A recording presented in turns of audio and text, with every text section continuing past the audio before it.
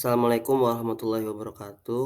Perkenalkan, nama saya Muhammad Hasyim Alamin dengan NIM 120220009 dari Program Studi Perencanaan Wilayah dan Kota kelas RC.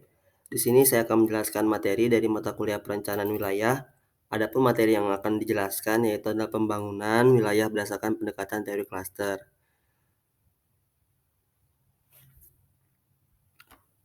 Adapun pembahasan yang akan dibahas pada materi ini berikut adalah poin-poinnya. Yang pertama adalah mengenai latar belakang dan sejarah munculnya teori keunggulan kompetitif dan sejarah, lalu ada pokok-pokok pemikiran pendekatan keunggulan kompetitif, dan berikutnya adalah kebijakan pembangunan regional dengan pendekatan keunggulan kompetitif, dan yang terakhir adalah kritikan konsep Porter tentang klaster dan keunggulan kompetitif.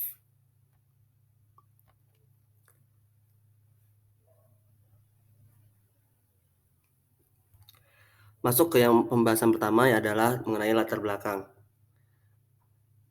Keunggulan kompetitif ini dilatar belakangi dengan beberapa faktor, dengan beberapa hal penyebabnya. Teori kompetitif ini, keunggulan kompetitif itu muncul dari seorang tokoh yaitu Michael Porter sebagai pengembang dari teori keunggulan kompetitif. Menurutnya, dengan adanya pendekatan tradisional yaitu kebijakan industri tidak berfungsi. Oleh karena itu, perlu adanya pembentukan ulang model pengembangan ekonomi wilayah dengan memahami terlebih dahulu faktor-faktor penentu keunggulan kompetitif dalam ekonomi yang modern. Oleh karena itu, dari Michael Porter menemukan dua penyebab. Ini terjadi di Amerika Serikat, yang mana Porter melihat adanya pertumbuhan ekonomi yang lambat dan adanya tekanan krisis ekonomi di Amerika Serikat.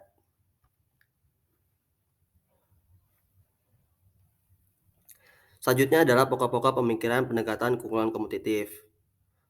Michael Porter selaku pengembang keunggulan kompetitif mengatakan bahwa arah pengembangan wilayah terbagi menjadi 4. Yang pertama adalah adanya keunggulan kompetitif. Dan keunggulan kompetitif ini itu bukan tentang penciptaan lapangan kerja, tapi melihat dari keunggulan kompetitif itunya sendiri. Yang kedua adalah berbasis klaster. Arah pengembangan wilayah, yaitu melalui pembangunan, itu harus berbasis klaster. Mengapa? Dengan adanya berbasis klaster, maka menjadi pendorong terciptanya lapangan kerja dan upah. Berikutnya adalah prioritas dan urutan. Melalui adanya prioritas dan urutan, maka pembangunan ketika dilakukan secara sistematis melalui prioritas dan urutan, maka akan menjadi hal yang secara berurutan dan sistematis. Lalu berikutnya ada berdasarkan data. Biasanya dalam pembangunan pasti selalu saja ada berkaitan dengan unsur politik dan kepentingan politik. Maka Porter menilai dalam pembangunan itu harus berdasarkan fakta ataupun data, bukan tentang pemikiran penuh harapan semata.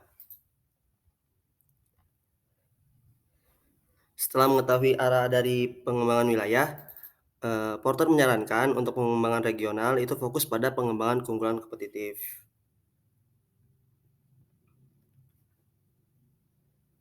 Wilayah yang kompetitif itu dilihat dari beberapa penjelasan. Dan kira-kira apa sih yang dimaksud dengan wilayah kompetitif itu sendiri? Wilayah kompetitif adalah perusahaan-perusahaan yang mana yang ada di wilayah beroperasi secara unggul dengan wilayah lainnya, baik secara nasional ataupun secara global. Dengan adanya wilayah yang bersaing secara global, maka mampu memelihara dan memperbaiki upah dan standar hidup. Berikutnya adalah faktor-faktor yang dapat menentukan keunggulan daya saing wilayah. Terdapat 3, yaitu ada keunggulan secara makroekonomi, endowment, dan keunggulan secara mikroekonomi. Nah, apa sih yang dimaksud dengan keunggulan secara makroekonomi. Di sini makroekonomi yang dimaksud adalah tentang kebijakan moneter, terus pembangunan manusia dan kelembagaan politik yang efektif.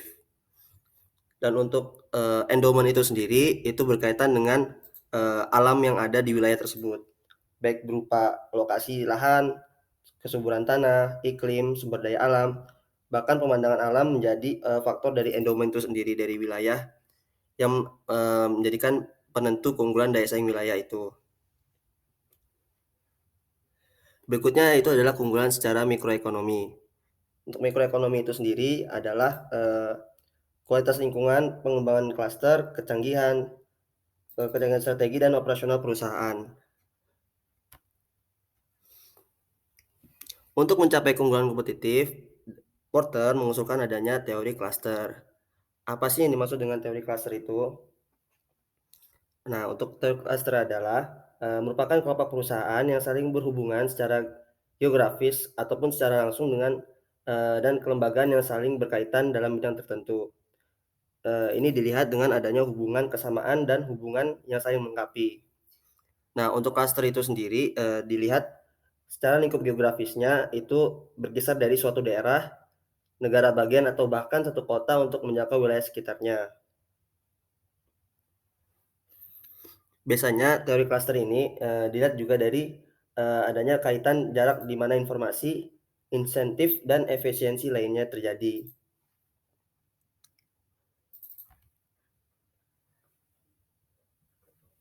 Klaster hadir di perekonomian yang besar dan kecil, pedesaan dan perkotaan, negara maju maupun berkembang. Begitulah yang dikatakan oleh Porter. Masuk ke beberapa poin tentang mengenai teori klaster itu sendiri, yang mana klaster juga dapat meningkatkan produktivitas. Di sini yang dimaksud sebagai produktivitas terdapat beberapa poin. Mungkin untuk poin yang pertama adalah yaitu akses ke input data, ke input dan karyawan khusus. Yang mana akses ke input dan karyawan khusus ini dilihat dari lokasi dalam sebuah klaster dapat memberikan akses yang unggul atau lebih murah ke input khusus. Dengan teori klaster merupakan bentuk organisasi spasial yang dapat menjadi sarana yang secara inherent lebih efisien atau efektif untuk mengumpulkan input daripada alternatif, asalkan tersedia pemasok lokal yang kompetitif. Lalu ada yang dimasukkan produktif ini adalah adanya akses ke informasi. Dengan adanya pasar yang luas, teknis dan informasi khusus lainnya yang terakumulasi secara dalam sebuah perusahaan dan lembaga lokal, maka sebuah perusahaan dapat diakses lebih baik atau dengan adanya biaya yang lebih rendah.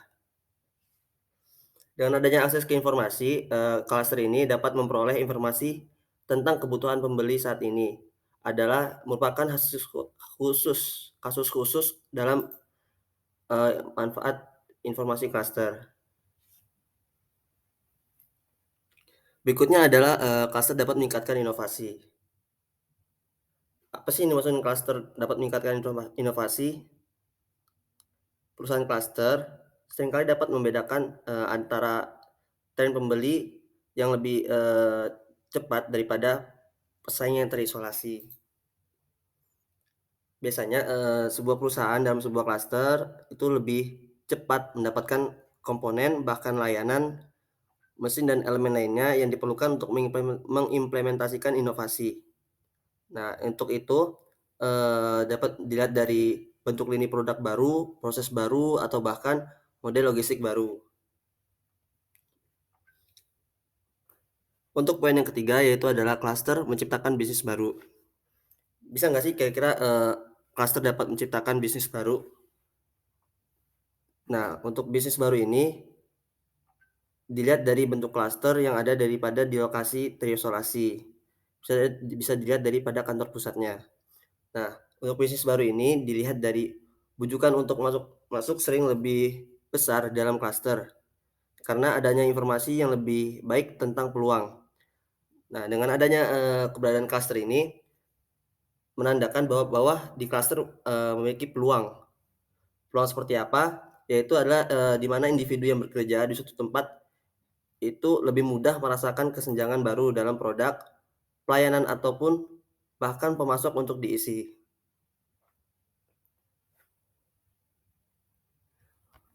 Selanjutnya adalah kebijakan, tentang pembangunan regional dengan pendekatan perubahan kognitif, bagian strategi pembangunan regional. Terdapat beberapa poin, yang pertama adalah pengembangan keunggulan nilai-nilai wilayah, pengembangan keunikan kekuatan unik yang dimiliki, pembangunan untuk mencapai dan memelihara keseimbangan dengan wilayah sekitar, penentuan prioritas dan urutan pengembangan. Pertama terkait kelembagaan, pertama terkait kembangkan keunggulan nilai-nilai wilayah, dengan adanya posisi keunggulan kompetitif yang khusus, baik secara lokasi, warisan budaya, kekuatan saat ini, dan potensi kekuatan, itu, bisa dilihat dari apa sih keunggulan secara lokasi, kira-kira lokasi yang cocok untuk jenis aktivitas seperti apa, dan, apa peranan wilayah di dalam lingkup wilayah sekitar, negara atau global.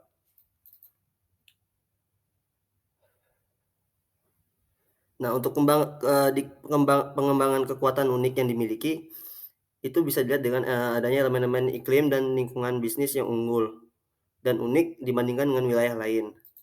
Dan untuk, pembangunan untuk mencapai dan memelihara keseimbangan dengan wilayah sekitar, itu dilihat dengan, apa sih adanya kelemahan yang harus diatasi.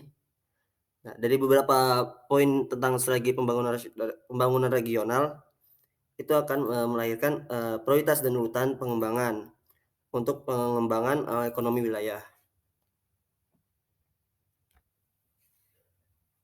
Selanjutnya adalah, apa saja sih kira-kira kebijakan ekonomi yang dapat mendukung pengembangan klaster?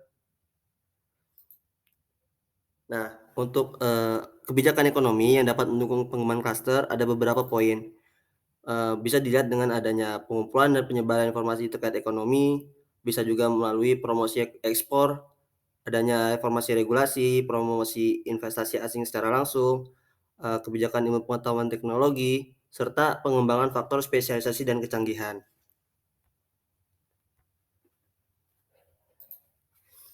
Dengan, adanya teori klaster ini tak lepas dengan adanya kritikan atas, konsep yang dikemukakan, yaitu teori klaster dan keunggulan kompetitif.